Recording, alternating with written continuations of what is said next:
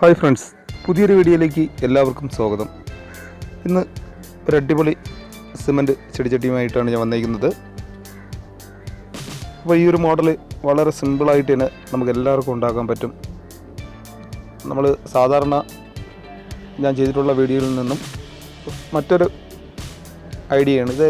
ഏറ്റവും എളുപ്പത്തിൽ തന്നെ നിങ്ങൾക്ക് എല്ലാവർക്കും തീർച്ചയായും ഉണ്ടാക്കാൻ പറ്റും. നേരെ നമുക്ക് വീഡിയോയിലേക്ക് തന്നെ പോകാം.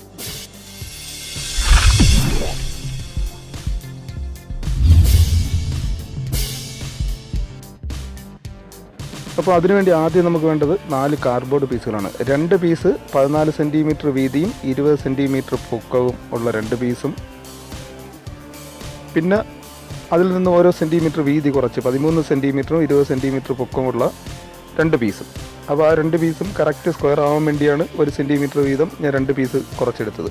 അപ്പോൾ ആ 4 പീസും കൂടെ നമുക്ക് കറക്റ്റ് സ്ക്വയറായിട്ട് തന്നെ ടാപ്പ് ഉപയോഗിച്ച് ഒട്ടിച്ചെടുക്കാം.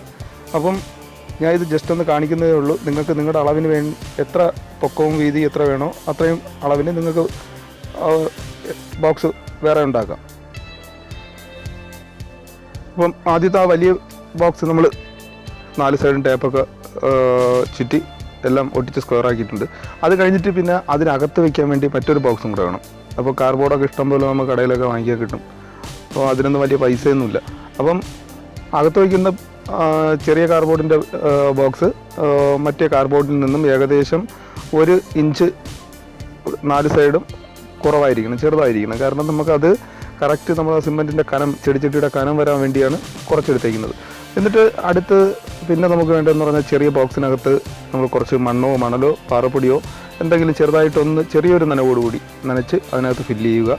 അത് കഴിഞ്ഞിട്ട് പിന്നെ നമുക്ക് വേണ്ടത് സിമെൻറ്റും വെള്ളവും കൂടെ നല്ലവണ്ണം മിക്സ് ചെയ്ത്, സിമെൻറ്റ് ഒരുപാട് ലൂസാവാത്ത രീതിയിൽ മിക്സ് ചെയ്തിട്ട് അതിലൊരു കോട്ടൺ തുണി മുക്കിയിട്ട് നമ്മൾ ആ ചെറിയ ബോക്സിൻ്റെ ചുറ്റാതെ ഒട്ടിക്കുക.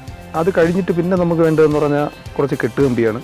അപ്പം കെട്ടുകമ്പിക്ക് പകരം നെറ്റ് ഉണ്ടെങ്കിൽ നിങ്ങൾക്ക് നെറ്റായിരുന്നാലും ചുറ്റിയെടുക്കാം. അപ്പോൾ കനം കുറഞ്ഞ നെറ്റായിരുന്നാലും അപ്പോൾ നമ്മുടെ ചെടിച്ചെടിക്ക് നല്ല ബലമൊക്കെ കിട്ടും. അപ്പോൾ അത് കഴിഞ്ഞിട്ട് പിന്നെ നമ്മൾ മണലും സിമെൻറ്റുമാണ്, അല്ലെങ്കിൽ പാറപ്പൊടി.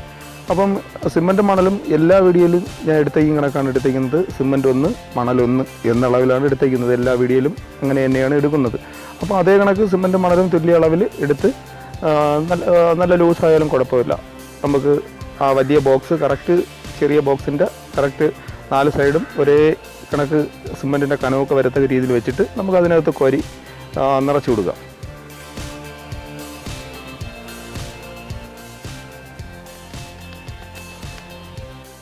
അപ്പോൾ ഏകദേശമൊക്കെ മുകൾ ഭാഗത്ത് വരെ നമ്മൾ സിമെൻറ്റ് കോരി നിറച്ചിട്ടുണ്ട്. ഇനിയിപ്പം അതിൻ്റെ സൈഡിലൊക്കെ ചെറുതായിട്ടൊന്ന് ഒരു കമ്പിത്തുണ്ട് കൊണ്ടോ അല്ലെങ്കിൽ മരക്കഷ്ണം കൊണ്ടോ ചെറുതായിട്ടൊന്ന് തട്ടി കൊടുക്കുക. അത് തട്ടി കൊടുക്കാൻ നേരത്ത് നമ്മുടെ വെളിയിലുള്ള ബോക്സ് ഒരുപാട് തള്ളാതെ നോക്കിക്കോണം. ഒരു പക്ഷേ തള്ളുന്നുണ്ടെങ്കിൽ നമ്മൾ ചുടുകട്ടയോ മറ്റോ എന്തെങ്കിലും ഭാരമുള്ളത് 4 സൈഡും ഒന്ന് ചേർത്ത് വയ്ക്കുക, ബോക്സ് വെളിയിൽ തള്ളിപ്പോകാതിരിക്കുക. അത് കഴിഞ്ഞിട്ട് പിന്നെ നമുക്ക് വേണ്ടത് സിമെൻറ്റ് പെട്ടെന്ന് അതിൻ്റെ വെള്ളത്തിൻ്റെ ഈർപ്പമൊന്നും പോകില്ല. അപ്പോൾ നമ്മൾ കുറച്ച് സിമെൻറ്റും മണൽ അല്ലെങ്കിൽ പാറപ്പൊടിയും കൂടെ മിക്സ് ചെയ്ത്, വെള്ളം ചേർക്കാതെ മിക്സ് ചെയ്തിട്ട് അതിൻ്റെ മുകൾ സൈഡിൽ മൊത്തം അങ്ങ് ഇട്ട് കൊടുക്കാം. അപ്പോൾ ആ നമ്മൾ കോരിയിട്ടേക്കുന്ന വെള്ളത്തിൻ്റെ ഈർപ്പമെല്ലാം നമ്മൾ ഇടുന്ന സിമെൻറ്റും മണലും കൂടെ പിടിച്ചെടുത്തോളും. അപ്പോൾ അത് കഴിഞ്ഞ് ഏകദേശം ഒരു മണിക്കൂർ അല്ലെങ്കിൽ ഒരു 10-20 മിനിറ്റ് കഴിഞ്ഞിട്ട് മുകൾ സൈഡ് ഒന്ന് കരണ്ടി കൊണ്ട് തന്നെ ഒന്ന് തേച്ച് ലെവൽ ചെയ്തിട്ട് സെൻറ്റർ ഭാഗത്തൊരു ഹോളും കൂടെ ഇട്ടേക്കണം. കാരണം നമ്മുടെ ചെടിച്ചട്ടിയുടെ അടിഭാഗമാണ് ഏറ്റവും മുകളിലിരിക്കുന്നത്. അപ്പം അടിസൈഡിൽ നിന്ന് വെള്ളം കളയാൻ വേണ്ടിയുള്ള ഹോളാണ് നമ്മൾ ഇട്ടേക്കുന്നത്. അത് കഴിഞ്ഞിട്ട് പിന്നെ ഒരു 6 മണിക്കൂർ കഴിഞ്ഞിട്ട് നമ്മൾ ആ കാർഡ്ബോർഡിൻ്റെ ബോക്സ് അങ്ങ് ഇളക്കാം. ഇപ്പോൾ കാർഡ്ബോർഡിൻ്റെ പീസുകളൊക്കെ ഇളക്കി കളഞ്ഞിട്ട് പിന്നെ നമ്മൾ കാർഡ്ബോർഡ് ആയതുകൊണ്ട് എന്തെങ്കിലും ചെറിയൊരു എന്തായാലും സിമെൻറ്റ് ചെറുതായിട്ടൊക്കെ ഒന്ന് തള്ളിപ്പോവും. അപ്പം നമുക്ക് മറ്റൊരു ലെവലുള്ള അലുമിനിയം റീപ്പറോ അല്ലെങ്കിൽ ഇരുമ്പിൻ്റെയോ തടിയുടെയോ എന്തെങ്കിലും നല്ല ലെവലുള്ള റീപ്പർ കൊണ്ട് ആ 4 സൈഡും ഒന്ന് കറക്റ്റ് ഒന്ന് ലെവൽ പിടിക്കാം. ലെവൽ പിടിച്ചിട്ട് ആ മൂല സൈഡ് ആ എഡ്ജൊക്കെ ഒന്ന് കരണ്ടിക്ക് തന്നെ രണ്ടാമതൊന്ന് സിമെൻറ്റ് ഒന്ന് തേച്ച് പിടിപ്പിച്ച് ഒന്ന് ഒരു ചെറിയൊരു വൃത്തിക്ക് തേച്ചെടുക്കുക. അപ്പോൾ ഒരുപാട് ഫിനിഷിങ് വരുത്തേണ്ട ആവശ്യമില്ല. കാരണം നമുക്ക് ഇതിൻ്റെ മുകളിൽ മറ്റൊരു ഡിസൈൻ കൊടുക്കാനുള്ളതാണ്. അപ്പം ആ 4 സൈഡും മുകൾ സൈഡൊക്കെ ഒന്ന് കോർണറുകൾ എല്ലാം നല്ലവണ്ണം തേച്ച് വൃത്തിയാക്കി എടുക്കുക.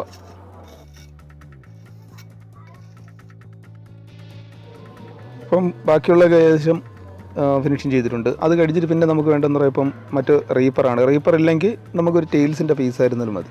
അപ്പോൾ ടൈൽസിൻ്റെ പീസാകുമ്പോൾ ഞാൻ ഇവിടെ ഒരു 3/4 ഇഞ്ച് ഒരു വീതിക്കുള്ള ടൈൽസിൻ്റെ പീസാണ് എടുത്തിരിക്കുന്നത്.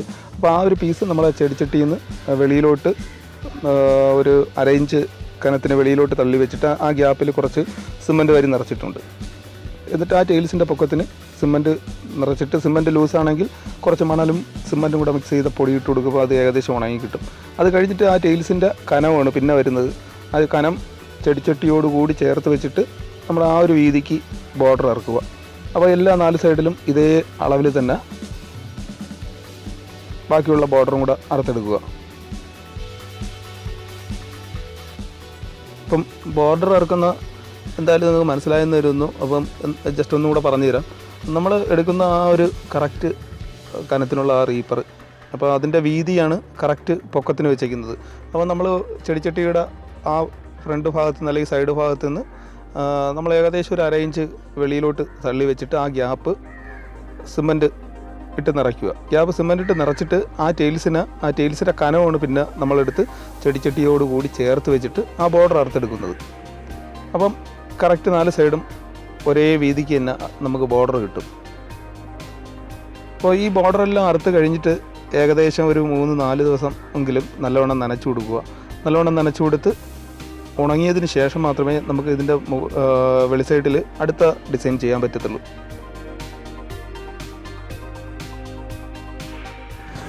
അപ്പോൾ ഏകദേശം ഒരു 3 ദിവസമൊക്കെ കഴിഞ്ഞിട്ടുണ്ട്. നമ്മൾ ചെടിച്ചട്ടി നല്ലവണ്ണം നനച്ച് കൊടുത്ത് ഉണക്കിയെടുത്തിട്ടുണ്ട്.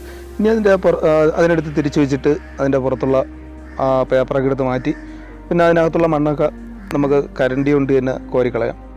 പിന്നെ അത് കഴിഞ്ഞിട്ട് പിന്നെ നമുക്ക് വേണ്ടതെന്ന് പറഞ്ഞാൽ അടുത്ത് ചെറിയൊരു പ്ലാസ്റ്റിക്കിൻ്റെയോ അല്ലെങ്കിൽ മറ്റെന്തെങ്കിലും കട്ടിയുള്ളൊരു ചെറിയൊരു ഷീറ്റാണ്. അപ്പോൾ നിങ്ങൾക്ക് പ്ലാസ്റ്റിക് ഷീറ്റായിരുന്നാലും കയ്യിലുള്ളത് കൊണ്ട് നമുക്ക് ചെറിയൊരു വീതിക്ക് കട്ട് ചെയ്തെടുത്തിട്ട് നമുക്ക് അതിൽ എത്ര ഗ്യാപ്പ് നിങ്ങൾക്ക് വേണോ, നമ്മൾ വീഡിയോ കാണും കണക്ക് ഉള്ള ഡിസൈൻ നിങ്ങൾക്ക് എത്ര വേണോ നിങ്ങൾക്ക് തീരുമാനിക്കാം.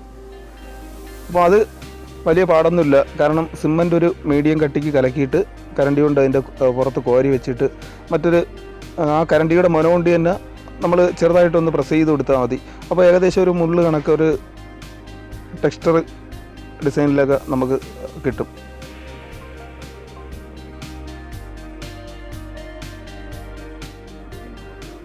ടെക്സ്ചർ ഡിസൈൻ ചെയ്യാൻ എല്ലാവർക്കും വളരെ ഈസി ആയിട്ട് തന്നെ പറ്റും.